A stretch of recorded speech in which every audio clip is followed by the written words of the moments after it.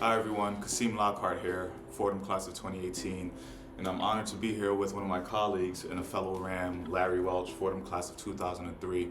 Larry is also the chair of Frankfurt Kernit's real estate group as well, and I'm also an associate here at Frankfurt Kernit, but it's really an honor to be here with Larry for this AAC newsletter, one of our many installments of the AAC newsletter, and I'm really proud to have Larry here with me.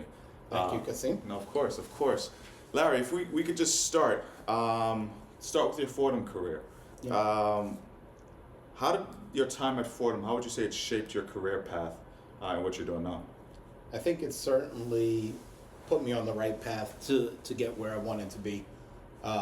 When I got to Fordham, I was super excited to get in. I still remember where I was in Madison Square Park when I got the phone call that I had been admitted. I was very excited because I was working a job out of college, probably 2 or 3 years out of college, and I was looking for direction and looking to see where I wanted to go in life. Yeah. And Fordham, definitely spoke to me. When I got to Fordham, we had the pre-freshman year, the pre-first year meetup with other attorneys of color. We all met up. I remember thinking everyone was real cool. Then we got into the classes, had great professors. Shout out to Maria Marcus, Donald Magnetti. Those two, for torts and crim law, even though I knew I wasn't going to go into those areas of law, definitely rekindled a thirst for education and a thirst for understanding the law. And I think that, just overall, law school was tough. Mm-hmm. It was a hard, I was always hungry. Never had any money, always was, just struggling, but just loved it. Yeah. I just loved the struggle, and I think it really, burned that passion. Yeah. Burned that passion to be like, okay, I can do this.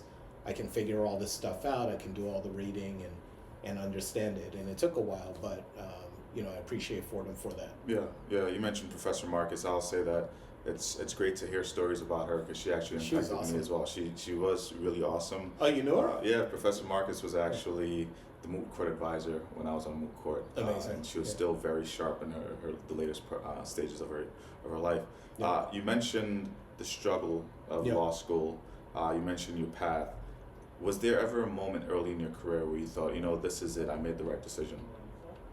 In my career, I think when I was studying for the bar, I think that summer I knew. That summer where, I was studying literally, 24 hours a day. My family gave me that, they gave me the summer off. They let me just sort of hunker down. They took care of the food and the meals, and they took care of everything for me. And I was just, 24 hours in it, and finally it clicked. Yeah.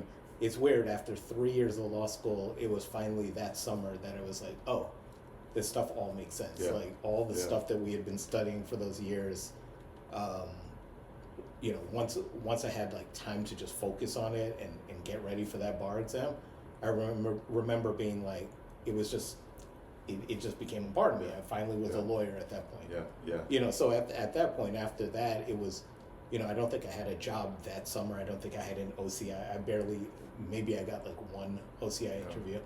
But then I was able to get a job at Fried Frank, which was one of the top, law firms really certainly in the country.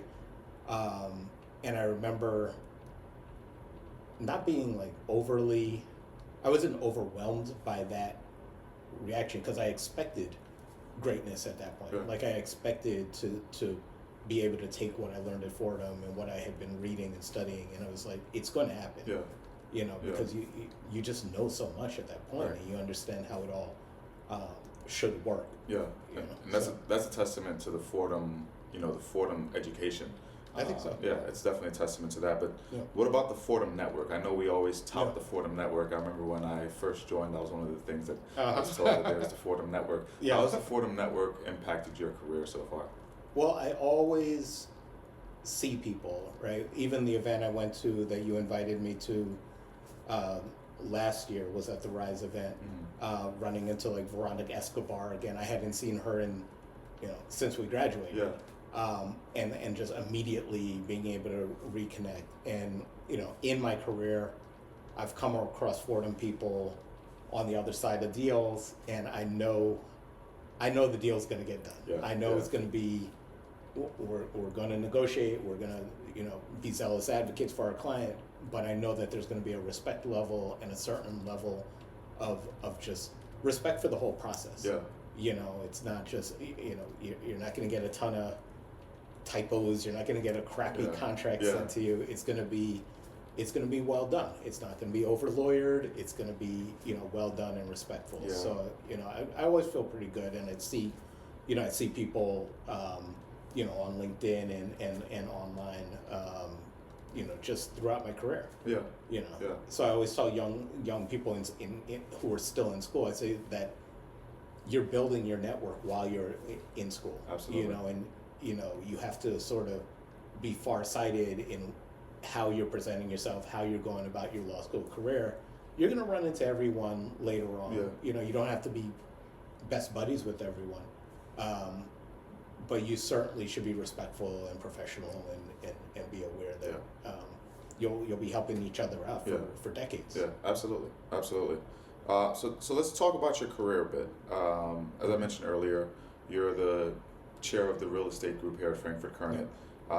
You touch areas such as entertainment, advertising, the restaurant industry. What would you say makes your practice more unique than the traditional real estate practice? Yeah, well, when I started in real estate, I started it mainly as a sort of a developer, big landlord type attorney, and that was like in '04, going into the recession of '08 and things like that. And I switched my career up at that point and became more of at one point I was doing litigation even for a few years.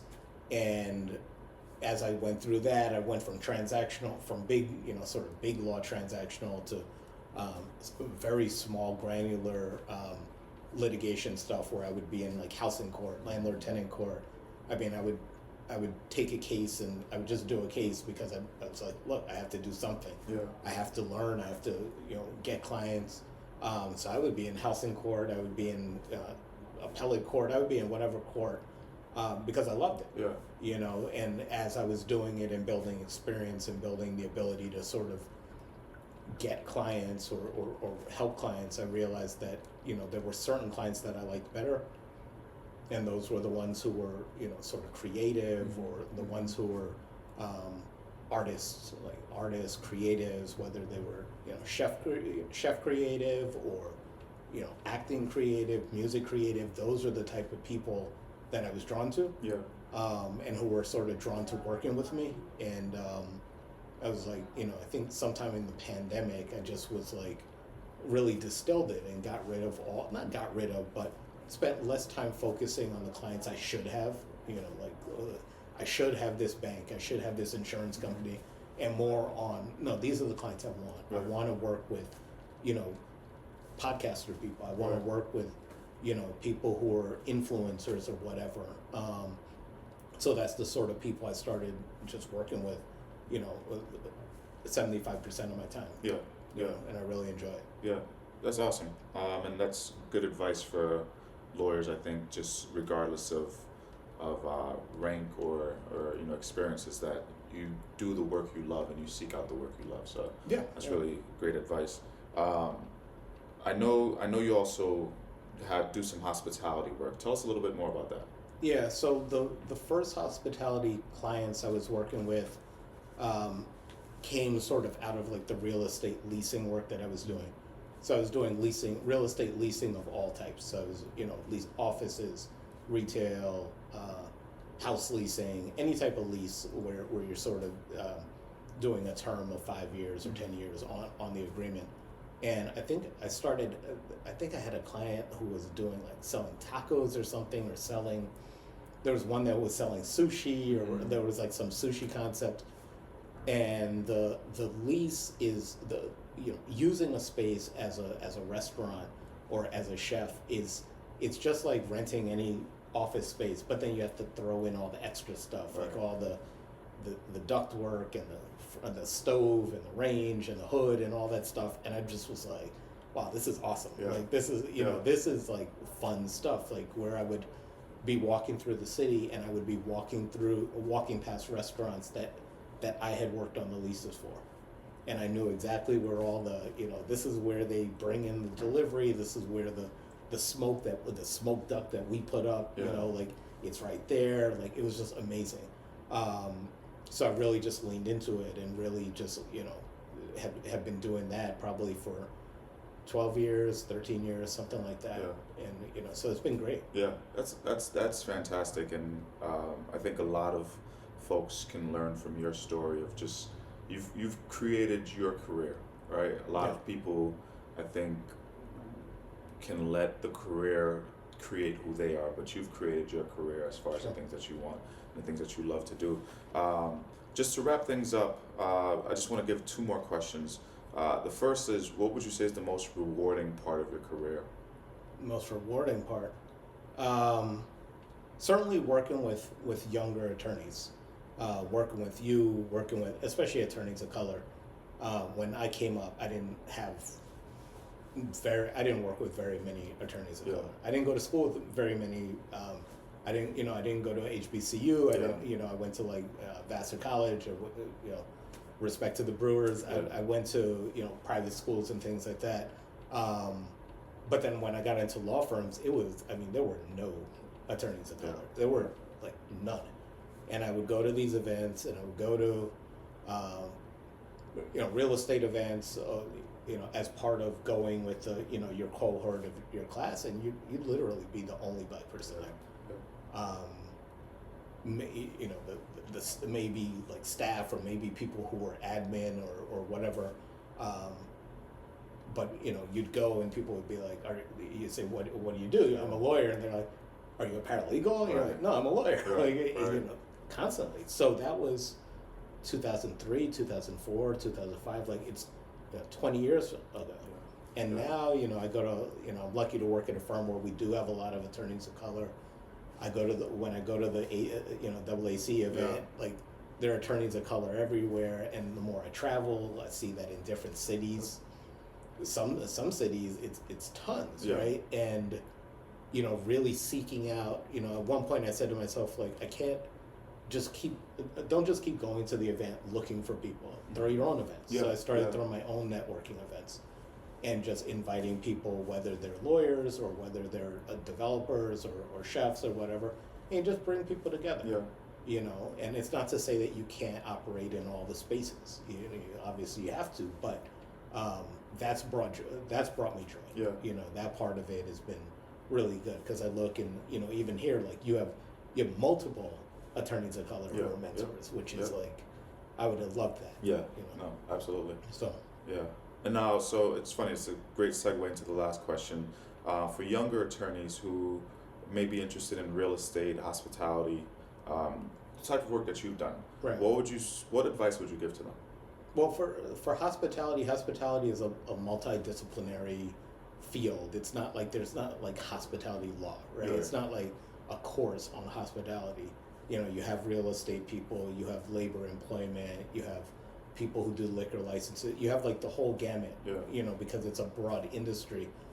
For real estate, I think real estate there are different areas of real estate, but you really just have to get into it, whatever your role is, and just sort of live it for, just live it for a few years. Real estate, you have to read the real estate magazines, you have to go to the real estate events, you have to be working on it, because it's so it's so much, right? It's it's a huge area of law. So if you don't like it, there's something for everyone. There's transactional. If you want to do real estate litigation, you can do that. If you want to do zoning, I think there's a place for everyone there. I think from a industry-wide perspective, though, it can be harder. There's not a ton of people of color in it necessarily. So you have to sort of work through that. But it's a good industry. And I like it, and hospitality I love. So good. and you're doing what you love, and that's why I'm really happy that we were able to do this interview today and to tell your story, Larry. You're a mentor, a friend to me, and you know I'm happy that we could bring your story to the rest of the AAC community. So with that being said, thank you, Larry, and until next time, to the rest of the AAC folks. Take care. Thank you.